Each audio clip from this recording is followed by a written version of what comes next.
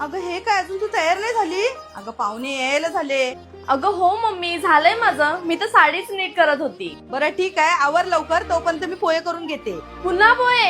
अगं मम्मी, तू सारखी सारखी पोहेच का करतेस? ह्या वेळेस ना तू काहीतरी वेगळं कर, म्हणजे मुलाच्या घरातले पण खुश होतील. वेगळं? आता आयत्या वेळेला वेगळं काय करू मी, सांग बरं. वेगळं हा, मिसळ कर तू.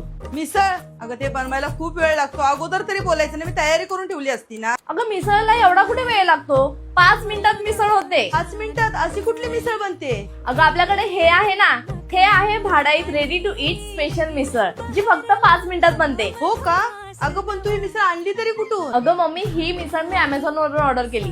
आणि फक्त अमेझॉन वर नाही, तर ही मिसळ पुण्यात डी मार्ट, ग्राहक पेठ, अग्रज आणि भाडाईत मिसळच्या ओन शॉप मध्ये सुद्धा मिळते. ही मिसळ बनवायला अगदी सोपी आहे आणि स्पेशली ह्याच्यामध्ये मटकी सुद्धा आहे. त्यामुळे मटकी आणा, उकडा, ही सगळी झंझट करायची गरज नाही. फक्त पाणी टाका आणि गरम करा आणि तुमची झणझणीत मिसळ रेडी. पाऊस पडतो आणि मस्त झणझणीत तिखट काहीतरी खायचंय, तेव्हा ही मिसळ तुम्ही कधीही कुठेही फक्त 5 मिनिटात बनवू शकता. पाहुण्यांसाठी मिसळ तर झाली, पण काय ग, किती पटकन झाली, कधी झाली कळलंच नाही. आता बघ मम्मी, मुलाच्या घरचे ना मिसळ बघूनच खुश होती.